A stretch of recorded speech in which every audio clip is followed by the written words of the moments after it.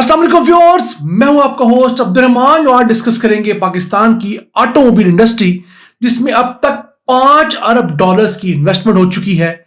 25 लाख से ज्यादा डायरेक्टली या इनडायरेक्टली लोगों को इसमें रोजगार मिला हुआ है। 600 मिलियन डॉलर से ज्यादा की रेमिटेंसेस इस फील्ड में आ चुकी है। 34 असेंबली लाइंस इस्टेब्लिश्ड हैं और 500 अरब रुपए ये इंडस्ट्री सालाना हुकूमत को टैक्स देती है। ऑटोमोबाइल इंडस्ट्री जिसमें गाड़ियां बनती हैं, मोटरसाइकिल बनते हैं, ट्रैक्टर बनते हैं, बसेस बनती हैं, ट्रैक्टर्स बनते हैं, ये सारी ऑटोमोबाइल एंड ऑटोमोटिव इंडस्ट्री है। लेकिन आजकल गाड़ियां बनाने की जो इसमें से इंडस्ट्री है वो जबू हाली का शिकार है और उनका क्लेम यह है कि हमको अब तक 50 अरब रुपए का नुकसान हो चुका है। और वजह यह है कि पिछले 1 साल के दौरान मुल्क में जो गाड़ियां लोगों ने नई खरीदी हैं उसमें से 25% गाड़ियां लोगों ने इंपोर्ट की हैं, जबकि सिर्फ 75% गाड़ियां पाकिस्तान में असेंबल हुई थी। हमारे मुकाबले में इंडिया के अंदर यह शरह 0% है। वियतनाम में सिर्फ 0.3% है और थाईलैंड में सिर्फ 1.2% है। पाकिस्तान दुनिया का 16वां बड़ा मुल्क है जहां पर full scale automotive manufacturing capability है, यानी ये मुल्क गाड़ियां भी बना सकता है, बाइक्स बना रहा है, जो हैवी कमर्शियल व्हीकल्स है वो बन रहे हैं, ट्रैक्टर्स बन रहे हैं, यानी बसेस पाकिस्तान में बन रही हैं, ट्रक्स असेंबल किए जा रहे हैं। तो हम 16वें बड़े मुल्क हैं इस मामले में। फर्क सिर्फ ये है कि हम लोग कोई बहुत बड़ी मिकदार में सब कुछ गाड़ियां खुद नहीं बनाते। मुख्तलिफ इंडस्ट्रीज मुख्तलिफ क्लेम कर रही है। गाड़ियां बनाने की सरत कहती है 50% स्पेयर पार्ट्स हमारे हैं, 50% इंपोर्ट किए जाते हैं। ट्रैक्टर वाले लोग कहते हैं कि 95% स्पेयर पार्ट ट्रैक्टर के पाकिस्तान में बनते हैं, सिर्फ 5% पुर्जे किसी ट्रैक्टर में लगे होते हैं वो इंपोर्ट किए जाते हैं।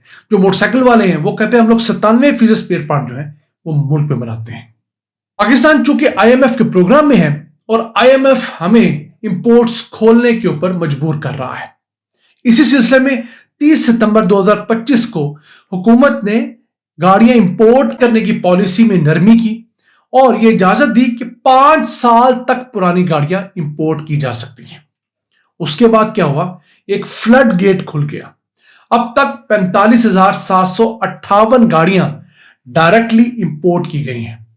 उसका नुकसान यह हो रहा है कि पहले इन लोगों ने शायद लोकल गाड़ियां लेनी थी, नई गाड़ियां, यहां पर वो गाड़ियां संभल होती तो लोकल पाकिस्तानियों को जो जॉब्स मिली हुई हैं मुख्तलिफ 12 गाड़ी बनाने वाली असेंबली प्लांट्स में, उनको वहां जॉब्स मिलनी थी, यहां पर ड्यूटीज होनी थी, तमाम मामलात होने थे, वो अब नहीं हो सके। ये बात अब ये जो पापाम है पाकिस्तान की जो ऑटोमोटिव इंडस्ट्री की ऑर्गेनाइजेशन, वो बार बार इश्तिहारात की सूरत में हुकूमत को बता रही है कि जनाब आपके इस इकदाम की वजह से हमारी लोकल इंडस्ट्री बैठ रही है। आ गई पाकिस्तान की आबादी के हिसाब से गाड़ियां नई जो खरीदी जाती हैं उनकी शरह बहुत थोड़ी है। पिछले साल में कोई 1.25 लाख नई गाड़ियां खरीदी गई। इस माली साल में यह शरह को बढ़कर 1,70,000 तक चली जाएगी। हालांकि हमारे पास पोटेंशियल ये है कि अगर पॉलिसीज अच्छी हो तो 5 लाख नई गाड़ियां सालाना इतनी बड़ी 25 करोड़ की आबादी खरीद सकती है।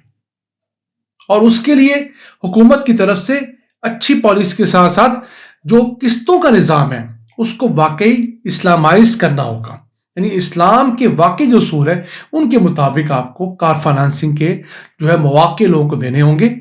ये जो तरीका आज का राय है इस पर बहुत बड़ी बहस है। अब पाकिस्तान के अंदर चूंकि गाड़ियां आती ज्यादातर 99% जापान से इंपोर्ट होके हैं। थाईलैंड से सिर्फ 130 गाड़ियां आई, अमेरिका से सिर्फ 55 गाड़ियां आई, जमीका से हमने 49 गाड़ियां ली, फिर 47 गाड़ियां हमने जर्मनी से मंगवाई, ऑब्वियसली वो BMW मर्सिडीज वगैरह होंगी। 22 गाड़ियां ऑस्ट्रेलिया से आई, 20 चाइना से और सिर्फ 5 हमने डायरेक्टली UAE से मंगवाई।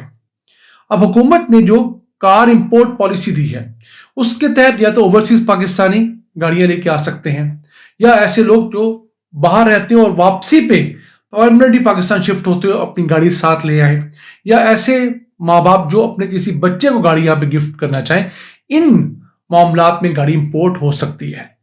कमर्शियली गाड़ी इंपोर्ट पाकिस्तान में ऐसा नहीं होती। लेकिन होता क्या है, पाकिस्तान के 3 बड़े इदारे जो हैं इस चीज को डील करते हैं, state bank of Pakistan, FBR और हर सूबे का अपना एक्साइज का डिपार्टमेंट। जब गाड़ी इंपोर्ट होती है तो उसे स्टेट बैंक ऑफ पाकिस्तान देखता है, FBR पोर्ट के ऊपर उसकी वैल्यूएशन करता है, वो गाड़ी मुल्क में आ जाती है, वो गाड़ी जाके किसी भी सूबे में रजिस्टर हो जाती है। लेकिन मसला है, उसूल ये होता है कि जिस नाम पे गाड़ी इंपोर्ट हुई है उसी नाम पे रजिस्टर हो या जिसको उसने गिफ्ट की है उसके नाम पे रजिस्टर हो। ऐसा नहीं होता क्योंकि इन 3 इदारों का आपस में कोई ऐसा सच प्रॉपर कोऑर्डिनेशन नहीं है। तो होता क्या है, किसी नाम से गाड़ी इंपोर्ट कर ली जाती है और मकसद होता है किसी और को बेचना, ना कि उस शख्स ने अपनी जरूरत के लिए इंपोर्ट की है जो कि कानून उसको इजाजत देता है। तो अब एक सेंट्रल वेरिफिकेशन सिस्टम बनाने की जरूरत है ताकि जो गाड़ी इंपोर्ट हो पता हो कि ये किसी ओवरसीज पाकिस्तानी ने अपनी गाड़ी मंगवाई है, तो पाकिस्तान में भी वो अपने नाम पे पहले रजिस्टर करवाए। फिर एक तनख्वाह होनी चाहिए कि 1 साल तक वो किसी और को ट्रांसफर नहीं करेगा। तो ये चीजें ऐसी हैं जिसके तहत जो ट्रांसफर ऑफ रेजिडेंस है या बैगेज स्कीम है या गिफ्ट स्कीम है उसको गलत इस्तेमाल किया जा रहा है, उसको रोका जा सकता है। और पाकिस्तान की जो इंडस्ट्री है जिसे 50 अरब रुपए का नुकसान क्लेम किया जा रहा है, उस नुकसान को हम लोग बहुत हद तक मिनिमाइज कर सकते हैं। फिर पाकिस्तान में 1200 फैक्ट्रियां ऐसी हैं जो गाड़ियां बनाने की सनत को मुख्तलिफ स्पेयर पार्ट देती हैं, और जो छोटे छोटे कारखाने हैं उनकी तादाद तो 3 से 4 हजार बताई जाती है। कोई लाइटें बना रहा है, कोई गाड़ी की सीटें बना रहा है, कोई टायर्स के रिम बना रहा है। तो इन तमाम जगहों पे मिला के और स्पेशली वर्कशॉप्स को मिला के शायद 25 लाख हो जाए। यानी 25 लाख नौकरियां जो क्लेम की जाती हैं वो सिर्फ फैक्ट्रियों में नहीं है। मेरा ख्याल है मुल्क भर में जो 1-1.5 लाख मैकेनिक्स की जो मुख्तलिफ वर्कशॉप्स हैं, उन मैकेनिक्स की वर्कशॉप्स पर जो छोटे काम करते हैं, जो चाय पिलाता है या जो इलेक्ट्रीशियन है वहां पर, जो डेंटिंग पेंटिंग वाला है, जो आपका बम्पर रिपेयर करता है, जो मेरा ख्याल है इन्होंने पंचर लगाने वालों को भी इस इंडस्ट्री में शामिल कर लिया है। तो 25 लाख का फिगर एक बहुत बड़ा फिगर है, लेकिन ये सारा का सारा जो है वो इस इंपोर्ट से हरगिज हर्ट नहीं हुआ है। इस इंपोर्ट से वो 10-12 हजार लोग जरूर हर्ट हुए हैं जो डायरेक्टली फैक्ट्रियों में काम करते हैं जहां पर ये गाड़ियां बनती हैं, जो गाड़ियों की असेंबली लाइन है। तो नाज़रीन, ये था आज का एपिसोड। हमें उम्मीद है हुकूमत इस अहम इशू को जरूर टैकल करेगी। एक आपने पोर्टल बनाना है जिसपे इन 3 बड़े महकमों को इकट्ठा करना है, तो उम्मीद है उसके जरिए जो गलत इस्तेमाल है उसे रोकने में मदद मिलेगी। इन अल्फाज के साथ अपने मेजबान अब्दुल रहमान को इजाजत दीजिए। अल्लाह निगहबान।